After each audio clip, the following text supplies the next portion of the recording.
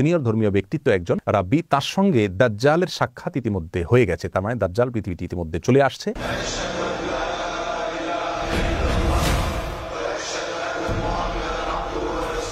আলহামদুলিল্লাহ, ওয়াসসালাতু ওয়াসসালামু আলা রাসূলিল্লাহ ওয়া আলা আলিহি ওয়া আসহাবিহি ওয়া মান ওয়ালাহু মা বাদ।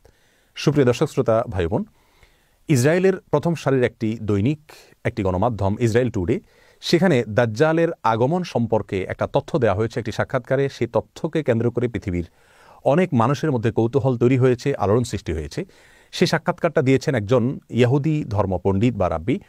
তিনি সেই সাক্ষাৎকারে দাবি করেছেন যে তাদের ধর্মীয় ব্যক্তিত্ব, সিনিয়র ধর্মীয় ব্যক্তিত্ব একজন রাব্বি, তার সঙ্গে দাজ্জালের সাক্ষাৎ ইতিমধ্যে হয়ে গেছে। তার মানে দাজ্জাল পৃথিবীতে ইতিমধ্যে চলে আসছে এবং এর মাধ্যমে তারা মনে করেন যে দাজ্জালের আগমনের মাধ্যমে তাদের বিস্তার ঘটবে, তাদের প্রভাব পুরো পৃথিবীতে প্রতিষ্ঠিত হবে। কারণ ইহুদি ধর্মমত অনুযায়ী তারা দাজ্জালের আগমনকে ইতিবাচকভাবে দেখে, তারা তাকে ত্রাণকর্তা মনে করে। তারা মনে করে দাজ্জাল আসার পর গোটা পৃথিবী তাদের কর্তলগত হবে।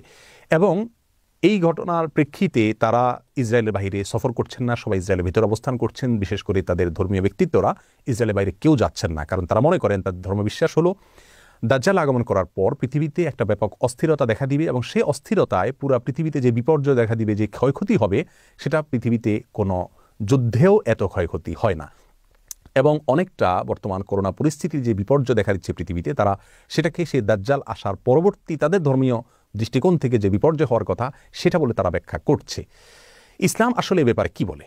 একজন মুসলিম হিসেবে আমাদের বিশ্বাস কি হওয়া উচিত? দাজ্জাল কি আসলে চলে এসছে, বা এই সময় দাজ্জাল চলে আসার কথা কি না? আমরা তাদের এই সাক্ষাৎকার বা তাদের সংবাদকে বা তাদের এই দাবিকে বিশ্বাস করব কিনা বা কিভাবে ব্যাখ্যা করব, এ বিষয়ে আমরা সংক্ষেপে কিছু কথা বলবো। মা তৌফিক ইল্লা বিল্লাহ। প্রিয় দর্শক, কিয়ামত নিকটবর্তী হয়ে গেছে।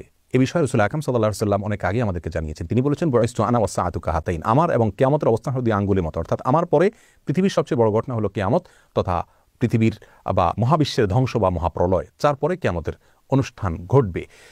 আর কিয়ামত কবে হবে বা মহাপ্রলয় কবে হবে তার দিনক্ষণ তিনি না বললেও নবী আলাইহিস সালাম আমাদেরকে অনেকগুলো পূর্বাভাস বা আলামতের কথা বলেছেন। সেই আলামতগুলো দুই ধরনের, কিছু আছে ছোট আলামত, কিছু আছে বড় আলামত। কিয়ামতের ছোট আলামত প্রায় 100রও বেশি।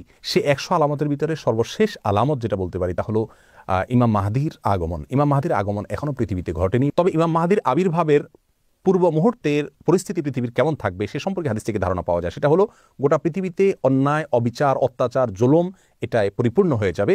আর তখনই ইমাম মাহদির আবির্ভাব হঠাৎ করে ঘটবে এবং রাতারাতি তিনি গোটা বিশ্বের সুপার পাওয়ারে পরিণত হবেন এবং গোটা বিশ্বকে উল্টা মেরুতে নিয়ে যাবেন, ইনসাফ এবং ন্যায় দিয়ে পরিপূর্ণ করবেন।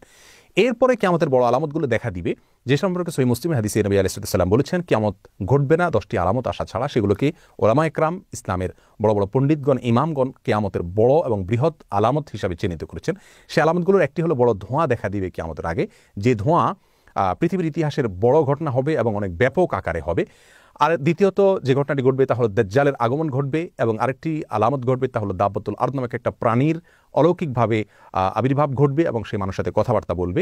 চতুর্থত হলো ঈসা আলাইহিস সালামের আগমনের ঘটনাটি ঘটবে, তিনি আসমান থেকে অবতরণ করবেন।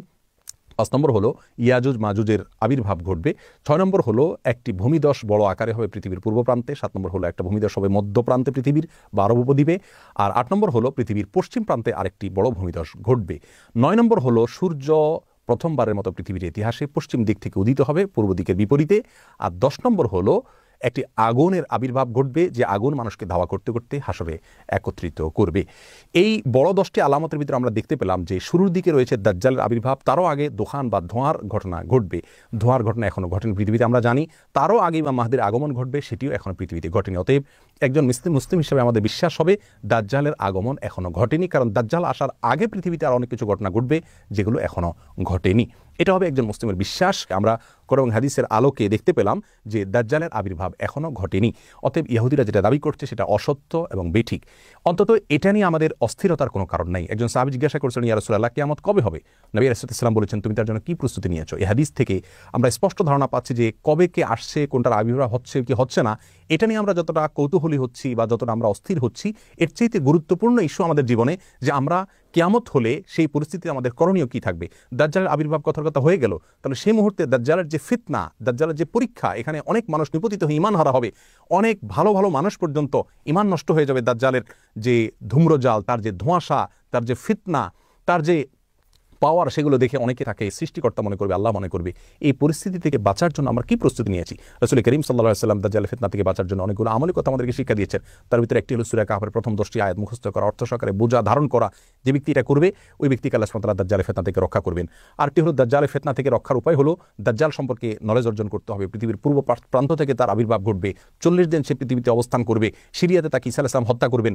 এভাবে দাজ্জাল সম্পর্কে আরও যে সমস্ত ভয়াবহ তথ্য রাসূল আকরাম সাল্লাল্লাহু আলাইহি ওয়াসাল্লাম দিয়েছেন, যে তার হাতে জান্নাত থাকবে, জাহান্নাম থাকবে, তার পাশ দিয়ে এরকম পৃথিবীর সমস্ত সুখ স্বাচ্ছন্দ্য ঘুরবে, অর্থাৎ নহর নালা সবগুলো প্রবাহিত হতে থাকবে এবং আল্লাহর নেয়ামতগুলো সব তার হাতে থাকবে।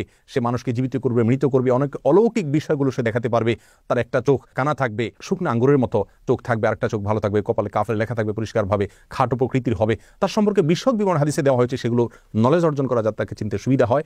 আর সবচেয়ে বড় অস্ত্র হলো আল্লাহর কাছে আশ্রয় প্রার্থনা করা। বিশেষ করে নামাজের শেষ বৈঠকে আত্তাহিয়াতুর পরে, দুরুদের পরে দোয়া মাসুরের জায়গায় একটা দোয়া রাসূল আকরাম সাল্লাল্লাহু আলাইহি ওয়াসাল্লাম শিক্ষা দিয়েছেন। আল্লাহুম্মা ইন্নী আউযু বিকা মিন আযাবি জাহান্নাম ওয়া মিন আযাবিল কবর ওয়া মিন ফিতনাতিল মাহইয়া ওয়াল মামাত ওয়া মিন শাররি ফিতনাতিল মাসীহিদ দাজ্জাল।